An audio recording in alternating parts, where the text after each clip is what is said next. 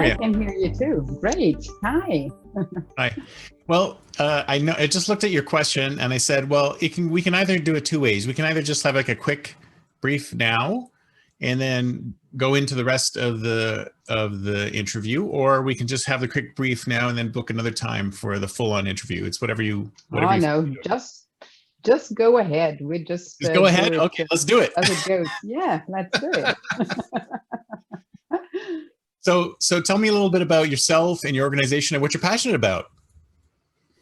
All right, I'm working for Swiss Mobiliar, which is an insurance company. Sounds pretty boring, and insurance companies are not actually very well known for being straightforward when it comes to planning the future and being very innovative. But my company is, and Oh, wow. I'm very That's happy. great to hear. Yeah, to work for this company. We're very far, at least when it comes to Switzerland, compared to other insurances, and I might say even compared to other industries as well. Oh, wow, fantastic. I'd love to hear more. Yeah, and that even though my company is not actually oh, my English, now here we go. It's actually a mutual.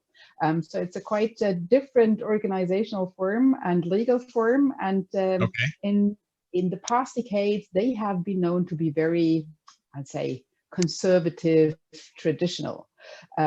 Now with all the changes in the world, it seems a little bit that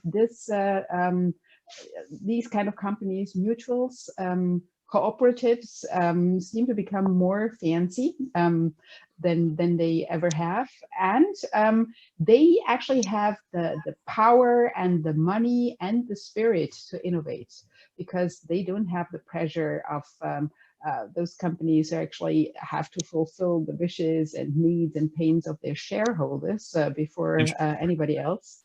And money is scarce, and innovation is more like they have to do it, but most companies don't really do it. They're playing this innovation theater. Oh, yeah. And I'm actually very happy that my company is taking it very seriously, and yeah, they might have the power to keep going this way. I love it. I love it. So tell me a little bit about you call it a mutual. Is that kind of like a credit union in the United States where it's owned by the membership and there's no that hierarchy? Exactly. So actually, it's a normal organization, and we've got a shareholder, but we've got only one shareholder, and that's the cooperative. I'm sorry, you have one shareholder? The cooperative. Oh, the cooperative. Okay. Yeah. So and they want sustainable success, not fast profit, fast success, but a sustainable one. They think long term, and that makes a world of difference, actually. Interesting. So do you have a limitation as to who can join? Because I know in credit unions here in the United States, you have limitations that you have to be like a teacher or you have to be a specific type of individual. Can anyone join this? Actually, the customers are actually the members of the cooperative. So everybody who becomes a customer is also a member of the cooperative. So anybody basically becomes, anybody who joins it, and you don't have to be in a specific type of role or whatever. You can just, as you join it, so come in. So how does it actually work? So you said it's an insurance company. So what kind of insurance do you provide? Oh, so now there's the limitations of my English. So we have life insurance, and we've got, oh, what is it in English? We don't have health insurance, but everything else we've got the car insurance, the household insurance. So whatever a typical insurance company can provide, but you can do it through this. Yeah, so minus the health. Yeah. So outside of sort of like keeping the profits within the organization and not having to worry about shareholders in that way, what other benefits are there to this structure? The benefits is well, the main benefit is that we don't have to provide quarterly profits to the shareholder, and under this pressure all the time in a quarterly kind of thing, because you don't have to the time and say the spirit to do things long term, because everything is sort of short term thinking, and innovation or corporate foresight can't be short term. That's impossible. If you only do a short-term innovation with a very close time horizon, yeah, you automatically end up in doing the efficiency game and the process optimization game. So is it because you're that type of organization that you can do the long-term thinking, or does that free you up from other things that allow you to do the long-term thinking? Have you always been? Has it always been like a long-term thinking kind of thing? Yeah. Company is more than 190 years old. So, wow. Yeah. Fantastic. So why don't more companies do this? There are actually in Switzerland quite a number of companies that were founded as a mutual and still are as a cooperative. We've got retailers here, and insurances and banks in that game. So I don't know whether it's a Swiss thing, because I'm originally from Germany, so I moved here in 2003. Don't really know if this is a very Swiss thing, a Swiss thinking thing, but we've got heaps of organizations here. Germany does have a few, but not very many. I don't know about the United States. No idea whether we've got cooperatives and mutuals. Well, the only thing I think I can think of is that similar is credit unions. So in the banking space, Okay. and we may have something like that in the insurance space, but I'm not sure how it's work. But this is like this is like a really interesting model that I had no idea existed.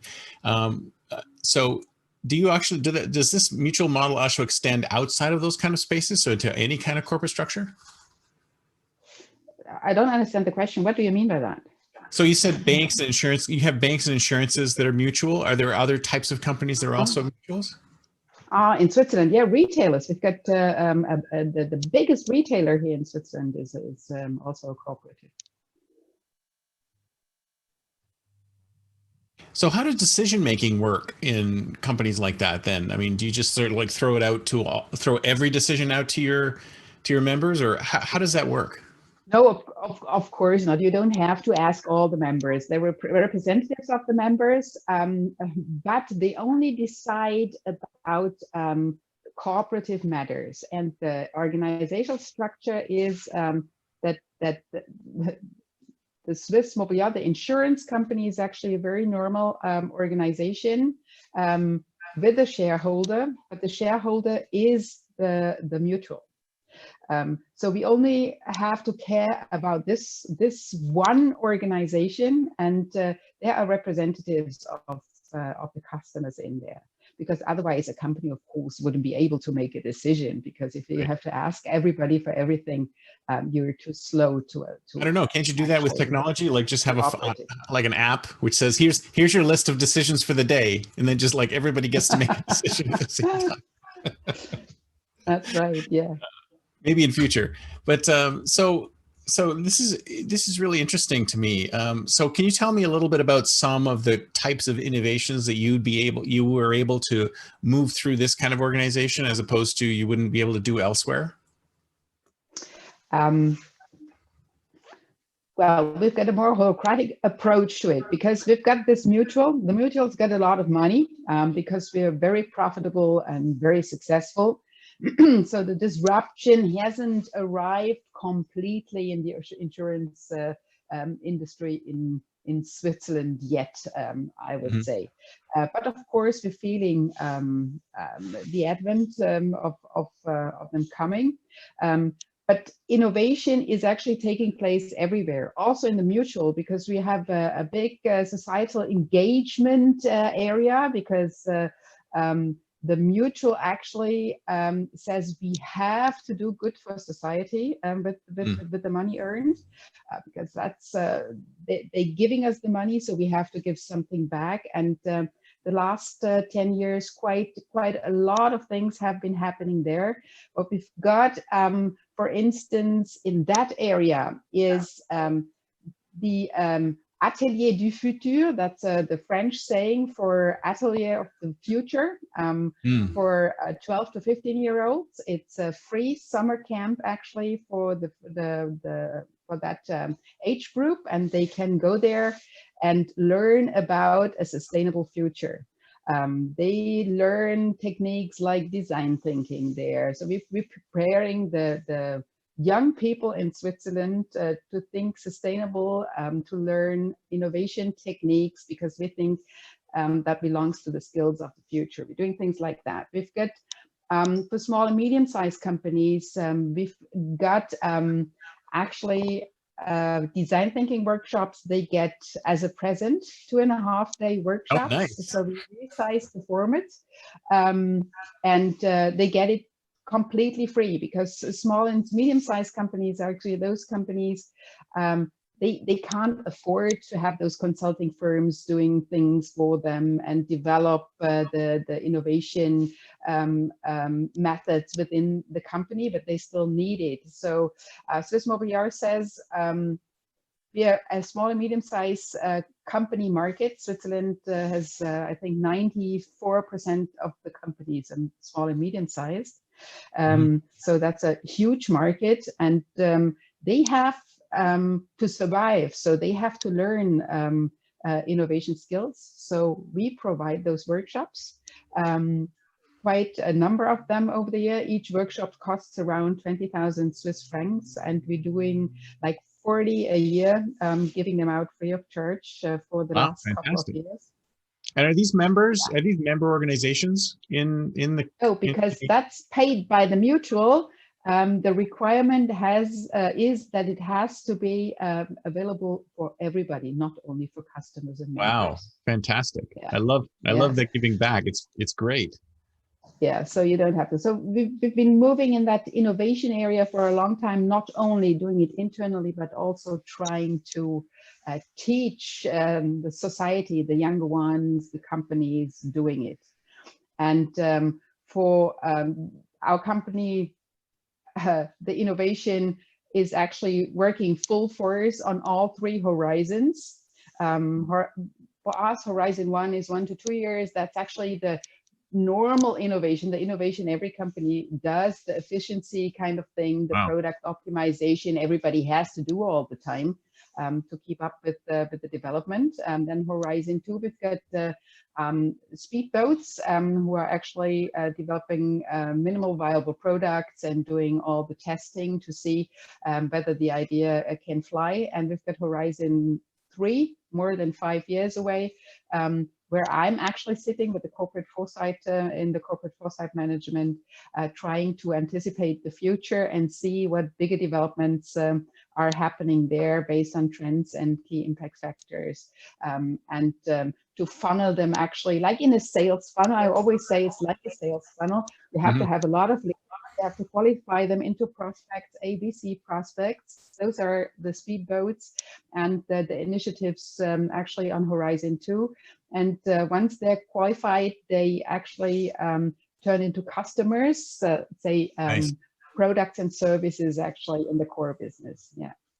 I love that. It sounds like you have a dream job. I would love that. Anything. Yeah, it is. It absolutely is a dream job. We were actually able last year to develop future scenarios. So we did this scenario-based strategizing. We built those scenarios for the company with interdisciplinary teams from all areas of the company, had them presented to the board in June last year. I did a chances and risks analysis with them on all 4 scenarios, and then actually went back and had different future experience groups set up, different target groups like Generation Z. We had individual customers, we had small and medium-sized company customers. We had a group in Germany to not to be so Swiss, to have actually a challenge group in Germany, see whether they have the same things. And they were in the workshop and they had to actually work themselves into the scenarios and imagine to live in those scenarios. Oh, I love it. I love it. Plus.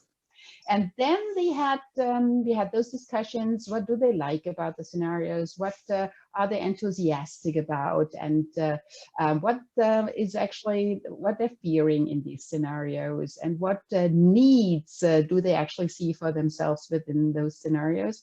And collected over 600 needs actually in those different Fantastic. groups for all the scenarios.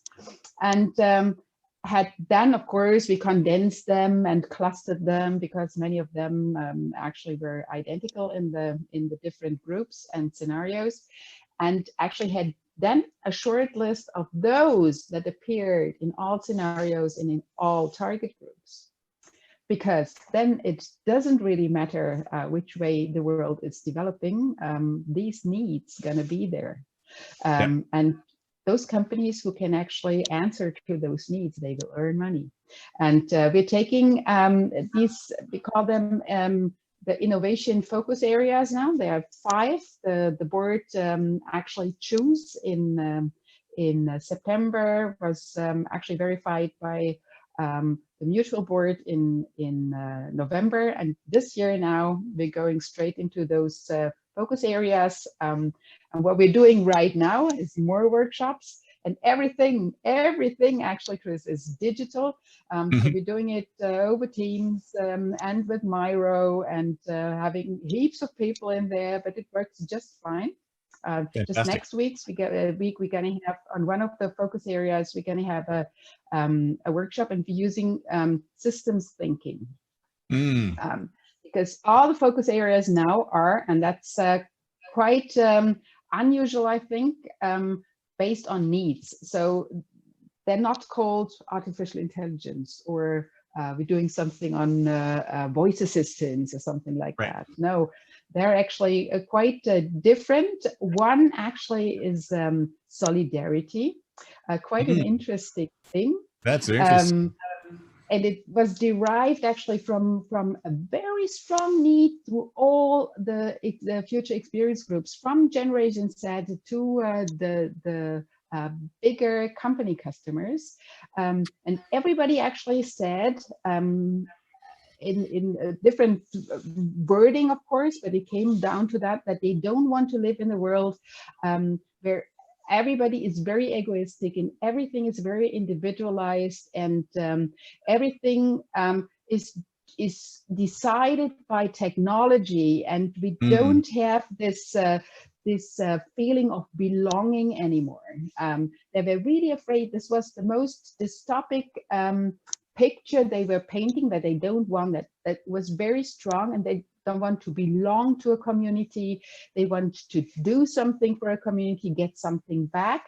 This mutuality in society is obviously something that people want to have. Of course, it goes the same way like the sustainability discussion. If you ask the people out there whether they would pay more for a sustainable product, everybody says yes. And if they're standing in the supermarket, they still grab the cheapest one.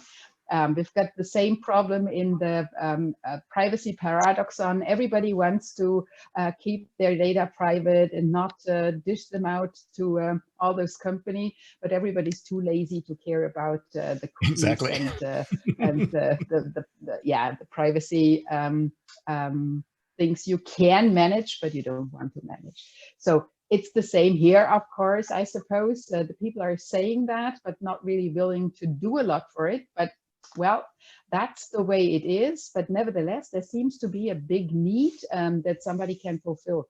So we're looking into those topic now. And of course, for insurances, it's got a special and a very important aspect, because insurance products are based on solidarity. A lot of people are paying for the damage of a few people. So that's the principle. But the world is moving into a different direction, and behavior-based pricing to calculate risks is very popular, not only in insurances, but it's starting here. And also Swiss Mobiliar has a product called Clever Drive for young drivers below 26, and you get this dongle which you can actually put into your car, and then you're your driving behavior is monitored. Are you driving too fast? How often are you braking? Are you actually parking in the right spaces or not? And if you're driving okay, if you're actually keeping to the rules, then your prime is lower than normal. So the young people, of course, they love it because everybody can save money because they don't have too much money. So it's very popular. And the way it is, it's a nice thing. But of course, it could be a product not only with the bonus, but also with the malus. So if you're driving recklessly, then your prime's going up. It's not the case yet, but of course, yeah, if you look at it, it might go this way. Like the scoring system is actually dishing out goodies and is punishing the people. So, and then of course, it's not a very nice thing because young drivers in particular, they're overestimating their skills. Right. They always think they're huge drivers, but nevertheless, it can happen to everybody. You've got 2-3 accidents in a row. I don't know about the US, but here in Switzerland and also in Germany, if a pedestrian or a cyclist is involved, yeah, you're always at fault, even if it wasn't your fault because they were running into your car. And then what happens? Your prime's going up that high because you're your own risk group, that you maybe won't be able to afford driving a car anymore because you can't actually pay for the insurance. Right. That's the one thing. And the second thing is, the more severe thing is that the regulator is actually saying, okay, if your pricing is solely based on behavior and the person is their own risk group, then it's not an insurance anymore, because an insurance by principle is based on solidarity.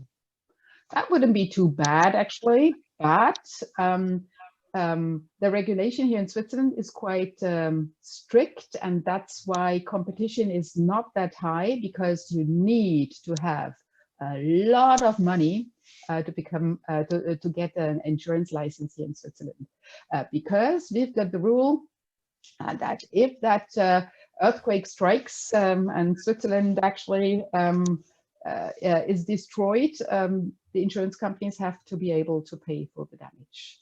Yeah. So you can imagine how much money we have to keep in the back, and if in this area of negative interests, it's quite a tricky thing. But nevertheless, it also saves us not many, almost no competitors are coming in from the outside. I mean, Amazon said they're going to sell insurances. The car makers are actually moving into car as a service and offering insurance, but they don't come into Switzerland because of the regulation. So if the regulator now says behavior-based pricing is not an insurance anymore, yeah, well, then everybody can offer it. So it's quite a tricky question for us, moving into that direction of data-based pricing, or should we rather stick with the solidarity thing, which is not that fancy because everybody thinks they can have much cheaper prices with this individualized, personalized, usage-based, behavior-based pricing models. Yeah. But it's always a blend, though, right? I mean, there's a blend between the usage-based pricing and the behavioral part, and so like the overall thing, right? Otherwise, you can't do it if it's not a blend. Yeah. So we'll see where that goes, but it's I think quite an important question for us. So it's an important innovation focus area. Then we, of course, we've got the future skills kind of thing, because it's important in two ways for us as a company. How do we get the right people with the right skills in the future? But also, if we master that question, it could be something that we can offer the small and medium-sized companies outside as a service, because they will need help with that as well, because yeah, there's no way they can manage that all by themselves. A third thing, of course, is the sustainable economy. That's a very strong requirement, particularly here in Switzerland, maybe much further along than in the United States. Even though we had some conversations with people from the Silicon Valley, and you had this awful fires last year, and I think just that like we have. woke a lot of people We have up. all fires too. Yeah, but that woke quite a lot of people up that there has to be something done about the climate and the environment. But they're much further here, so there's quite some pressure coming up from the consumers actually, that they won't buy much longer, even if it's cheaper, from people from companies that are not working in a sustainable way. Right. And of course, the data topic we've got as well, from seen from the need and the wishes of the consumers. They want to have their data safe. They don't want to be actually the product, as so many say. The slaves, the sheep that are shorn and don't get any money in return. But they also won't pay. So that's the problem. It's like, if you're not paying if you're not paying money, then you've got to pay in data, right? I mean, that's the value. That is, but you don't have control how much you're paying in data, and you've got no idea how much that it's worth. Of course, the Googles of this world telling you it's worth almost nothing what they're getting. Oh yeah. And Facebook is doing the same. But the people are getting the feel that they're tricked, that this is not right, that they are actually losing out in this big game. If data is the new gold or oil, yeah, why can't they participate big time? And I mean, it's that feeling that along the way, you signed up with Facebook 10 years ago, you gave your picture and your name, and you thought it okay because you could communicate with your friends and family all over the world. But along the way, you actually realize that they're using much more, and that they're using your photo to train facial recognition software. And actually, they're putting out those games to get more information about your personal interests and likes. And then along came Cambridge Analytica, and you were thinking, oh my gosh, am I manipulated as well? And of course you're manipulated, and nowadays you don't even know if you search something on Google whether the result is what you were searching for, or if it's what somebody wanted you to get. Oh, we're constantly being manipulated. And I think there's so many people out there who feel that they're still getting the reality and the truth when they do these internet searches, because it's all being, it's all going through these filters. They have become the interface between us and reality. And who knows what actual reality is unless you experience it face to face. And now we can't anymore because we have to be on the other side of Zoom calls. Absolutely, yeah. I just read last week, I think, the Edelman the Trust Barometer that comes out every year. Are you familiar with that? They're actually measuring the trust levels all over the world. Edelman is one of these PR firms. I think it's a US firm. Okay. And actually, the biggest issue is really the fake news kind of thing. They don't trust the information anymore. And we'll see what this is going to do in the future with it. There might come a tipping point. But it's also a chance, of course, for companies like us. Can we actually build a data breach detection agents? An analogy to what we have is, of course, fraud detection agents, looking at patterns and just follow up with those guys and prosecute them. So there's a lot to save in the future, apart from what we do today, your house, your car. If data is the new gold, there is something to protect and to ensure. We'll see. There's lots of new business out there for us, I think. Yeah, exactly. When you think about it, I mean, some of your fraud algorithms, you're trying to detect fake things anyway, right? Through that. So it's almost like some of that stuff could be repurposed, and it's like, let's apply it to this particular piece of data to see if it's real data, if it was actually connected to reality in some way. Actually, and that's what we heard a lot also from the needs of the people, that they want to have guidance, certificates, a navigator who helps them find out who are the good guys, the sustainable companies, those not tampering with your data without informed consent, those who actually are, yeah, morally clean. They really want that, because there's so much of confusion and you can't find this information yourself anymore, because everybody is sort of trying to cover up and creating these smoke screens to the greenwashing to make everything look good. And as a normal person, you have no chance actually to yeah, walk through these walls in an informed way. And they need help. Who's going to do that? Who are going to be the companies? Is it the insurers? Are there any other companies who could do this? So I think a lot of new business models based on these insecurities are going to pop up in the future. Yeah, that's a fantastic idea. So I want to go back to a little bit about what you're talking about, solidarity. So usually when you talk about foresight and the future, the first thing people think about is technology, like you were mentioning before. How do you get people to sort of step away from thinking about the technology and think about the actual issues themselves? Well, that's actually the way I was just telling you, because before we had this market intelligence report, and most trends issued there were actually technological trends, because as you say, people going this way. But this is the inside out approach. This is the approach, oh, what's new out there? And it's mostly technology that's new, apart from Airbnb and Uber, of course, but they're also based on technology. They can only do that because the technology is there. And we now did the need evaluation. So it's an outside-in approach we have established. And now the people start working with this inner focus areas that are not technological areas.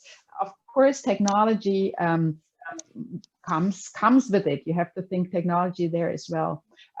We actually have a so-called trend platform, and it monitors trends in all areas. Nice. Along the steep segments, so it's society, technology, economy, ecology, and politics. In these areas, the trends are happening, and you have to monitor all of them. And there comes the system thinking already in when you're monitoring trends. No trend is an island.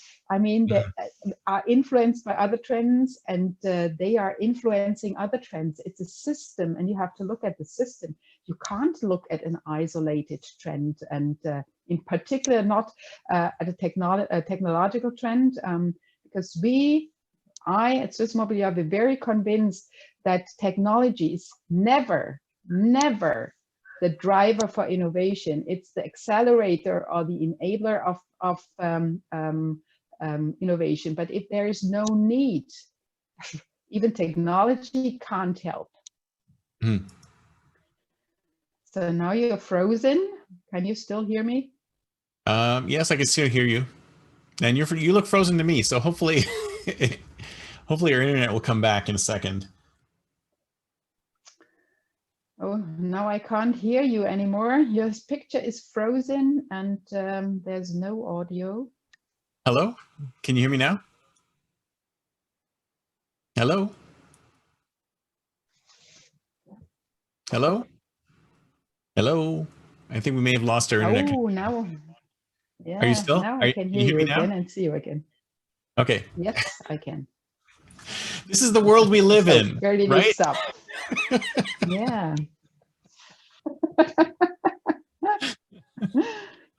Oh man. Can you what advice do you have for sort of corporate innovators to help them? I mean, I love the looking further out thing, and more companies need to look further out, and this whole quarterly report thing is terrible, and I wish we could get rid of it. But what advice do you have? Like, what do you think you could use that you're using today that could apply in sort of more traditional organizations that they might be able to use themselves?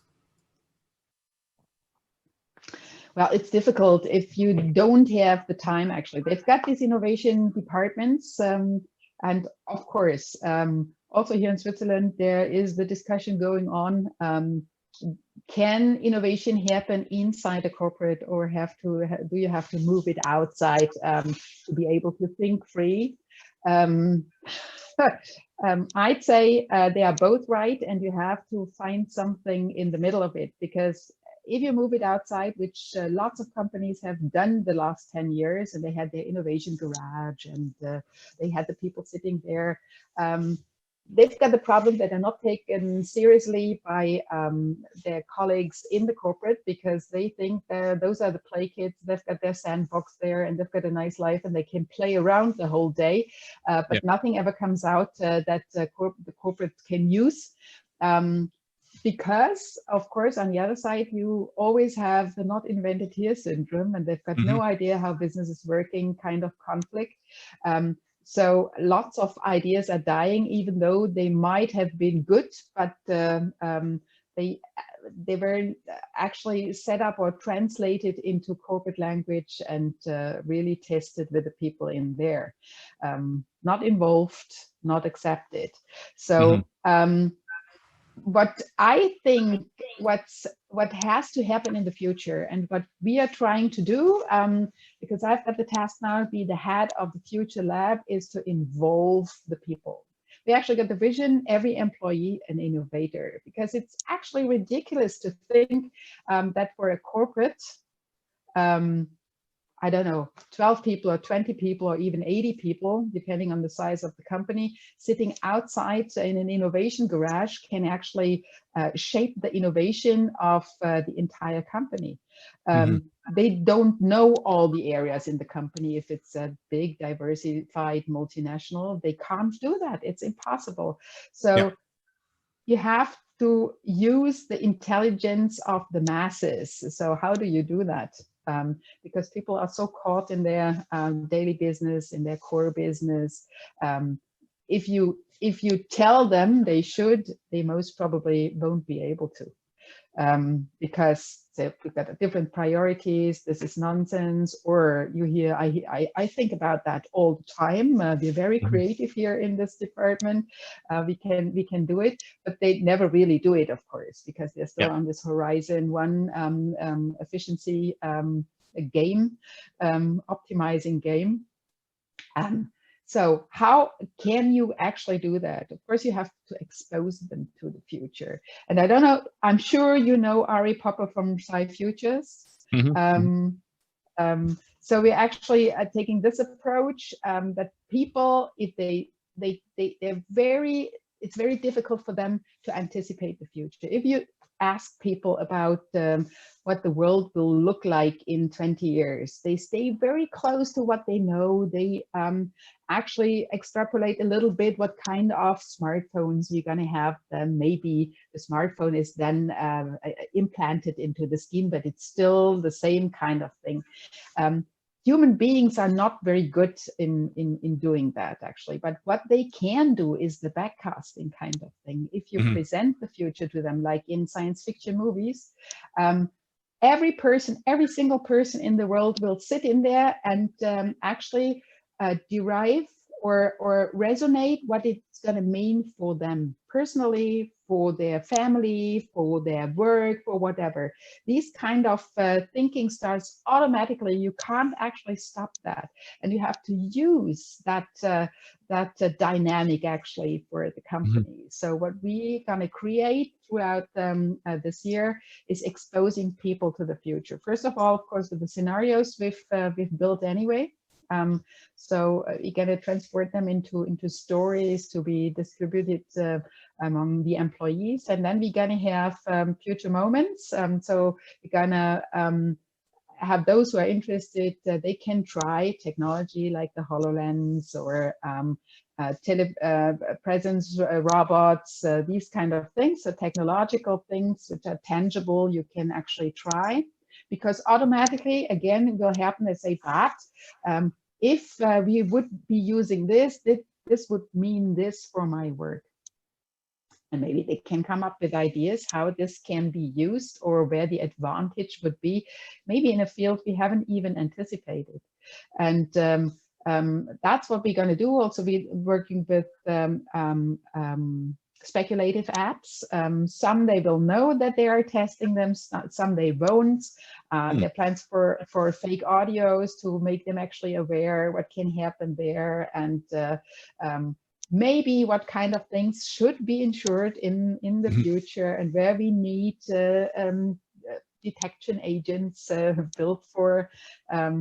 Also actually falls into the category that the people out there will want that, because they will want to know whether it's like a fake audio or fake phone call with a fake audio they're getting, because that's a threat to myself and for my feeling of safety, and I don't want that. So I want somebody to take care of that. And that's actually something you're also hearing a lot, which is not nice for the insurance business, because usually we actually compensate for the damage after something have happened. And what we've been hearing a lot, the people don't want things to be happening, no damage, and actually are thinking that because of technology, it should be able to prevent it. It should actually be able to predict the future. Didn't you know the technology? Exactly. They know that. And I think they're right to a certain extent. We should put much more effort in trying to predict the things and prevent the things. And prevention, of course, for insurance is a big issue. And maybe we might have to move a bit more into that area. And I think we're quite good because we've got historical data, and we should actually move much more into that direction. Yeah. Well, I have a question for you. So I mean, you and I both understand the importance of strategic foresight to almost everything, right? But how do you convince these errant organizations that, you know what, because like you were saying earlier, they'll like, oh, that was, that's nonsense, or that's too far in the future. It doesn't affect us. It doesn't apply to us. How do you know that that's going to happen? These are the typical comebacks. How do you convince them that this is important? So actually, I painted the picture or the analogy to the sales funnel before. And everybody who actually ever worked in sales, they understand that, because a dry sales funnel is deadly for the company. And those who can see that the old business models might not be as attractive anymore in the future, and the people are sort of feeling it already. Of course, they won't admit, or they don't want to admit, but they know that something's gonna happen. So it's a big question of age, of course, because we've got lots of employees and at the brokers who are 50 plus, and of course we get the reaction from those that's nonsense, much too far away, we have to make money now, we can't actually waste time on thinking about the future. But mostly these are exactly the people who know or feel in their gut that they will still be safe, because the change will maybe come in 10 years, and they got to be retired by then. So it's no issue for them. The younger ones, they're actually quite eager to learn and anticipate, because they see the funnel thing, that we have to be prepared. And if there's nothing in the pipeline, we won't be innovative enough, because we're only doing the hunting game. No, not the hunting game. We're actually running after, it's the hunting game, running after the others, trying to catch up, and only here and there be able to do it. And that doesn't smell like success. No. And everybody wants to be the first mover in something, maybe, because success actually tastes much sweeter. And the younger ones, I get the impression they know they have to do something. And the sales analogy actually helps a lot to see that it's actually necessary to do something there.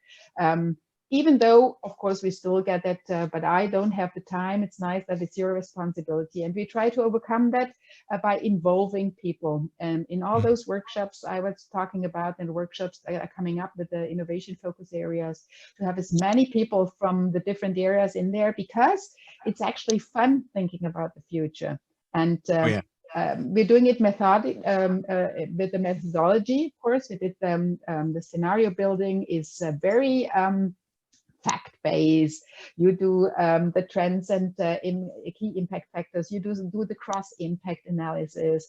You do the same thing with the future experience groups, the robustness tests. So you look what kind of actions you're deriving. Strategies will be working in all scenarios, and you take the safest bet. So it's also, they see all those people who participate, they see that it's got a quality that might really be successful, and it's a little bit, of course, also a cover my ass method, because you can't do it any better, right? And if former times, somebody had a design thinking workshops and there were 10 ideas and they followed up 5 and nothing came out of it. There were, of course, a lot of people in the company said, but such a stupid idea. I mean, everybody could see that, there's nothing in it. How the hell did you actually come up with such a stupid idea? And what can you say? You can only say we did a design thinking workshop. So if this question is coming up now, you can say, well, we did analysis of the key factors, then we did the cross impact analysis, then we built scenarios, and then we did the robustness test for the strategy, and that's the outcome. So what can the other person say? Yeah, nothing. There's science. Actually say, it's science. Yeah. Listen to the science, right? Exactly. Yeah. So that helps as well. Plus, they know it from the sales approach that you have to do it this way, and that helps. Of course, not 100%, because believe me, we also have some people who think it's nonsense. But we got the inner focus areas actually signed and checked by the board, and it's actually now a board order to go into this focus areas and do initiatives there, innovation initiatives. So love it. I'd say quite successful. Awesome. So speaking of the future, let's talk a little bit about 2031. Where do you think we're going to be in 10 years? I know a lot of futurists I talk to, they go, oh, I don't like making predictions, but where do you think we're going to be? Well, I don't like making predictions either, because I know nobody can. And those who say they can, they will be lying, because in corporate foresight, we know there's not one possible future. There are lots of different possible futures, and nobody will know in which direction it's going to move. And it's a bit scary, because it can move in so very different direction. It can be a very nice future, but it can be a very dystopic future, in particular because of the data topic. I mean, there's the Big Brother scenario we already have in China, and everybody who's I was just thinking the other day that we're kind of living in 1984. We just got here a little bit late. Exactly. And maybe the bad message is, in China, they admit that they're doing it. So you don't even know whether this is already happening, and whether you don't get that house or that school for your kid because of a score somewhere. Somebody is doing the scoring. But they don't tell you. You're just getting a no. Oh yeah, we're totally being scored right now as we speak. Most probably, yeah. So I'm a bit afraid that it's going to move into that direction. The pandemic doesn't help, because the government's getting a lot of power. The people are giving up a lot of freedom.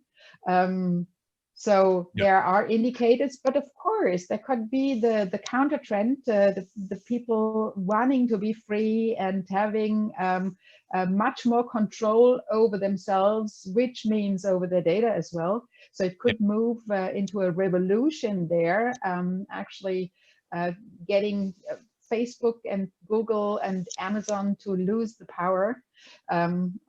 Yeah, so that would be great. both That would be interesting. ways That are would be, possible. I keep thinking that, you know, we're in a situation where people think that it is the way it is and it's always been this way, only because it's been like this for the last 10, 20 years.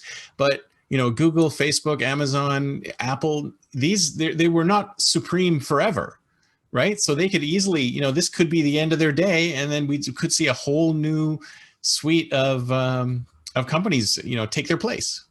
So we have no idea. Yeah.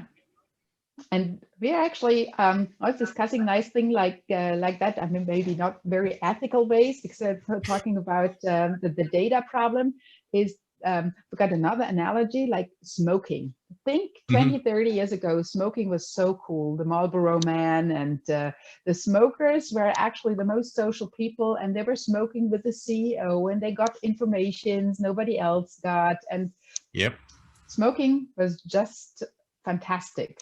And now you're frozen again. I hope you can, there you are again. Seem to have some connection problems, but you still can hear me. Yeah, I can hear you just fine. Okay. And nothing helped. I mean, the health ministries, they dished out, I don't know how many millions and billions for campaigns saying that actually that's the cause of the biggest cause of death in society. Then we had those nice pictures on the cigarette packages. We had the ban in restaurants, and nothing helped. The people kept smoking because it was so cool. And it only changed not because of those campaigns as successful, but another trend came along, the health trend with yoga and vegetarianism and veganism. And you had to be actually your body is your temple and all this kind of thing. And there was the paradigm shift, and suddenly the smokers were those undisciplined idiots who were actually hazardous to other people's health. And that was really, really a big fall for them in status and image.